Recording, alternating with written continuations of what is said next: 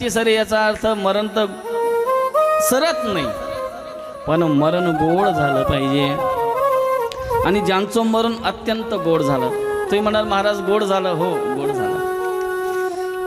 तुम्ही किती वयात जातात त्याला महत्व नाही आहे. काही काही 90 वर्ष सुद्धा जगतात. असं जगतात, एवढं जगतात की घरचे नवस करतात, बाप्पा यांना घेऊन जा, नाही तर त्याच्या नादात आम्हाला घेऊन जा.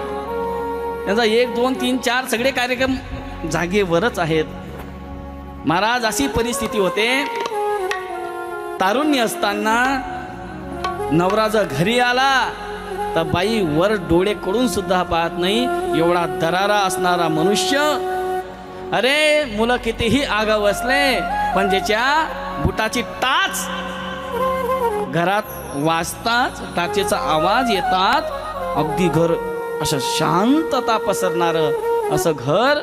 पण ज्या वेळेला या शरीराचं इंद्रियाचं पाटव्य निघून जातं, शरीरातली शक्ती संपून जाते, इंद्रिय गलित गात्र होतात, त्यावेळेला जी बायको ब्र शब्द तोंडातून काढत नाही, आणि ज्या वेळेला तो मनुष्य खाटेवर पडतो, रात्रभर खॉक खॉक खॉक खॉक करतो, तो अत्यंत व्याकुळ होतो.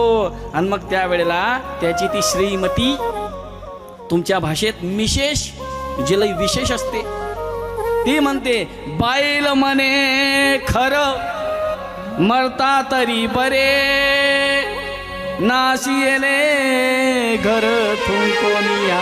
तीच बायको जी एक शब्द सुद्धा काढत नाही, ती म्हणते खर. खर म्हणजे काय? गाढव. हे गाढव मरत बी नाही, थुंकून थुंकून घर खराब केलं माझ्या मुलाचं.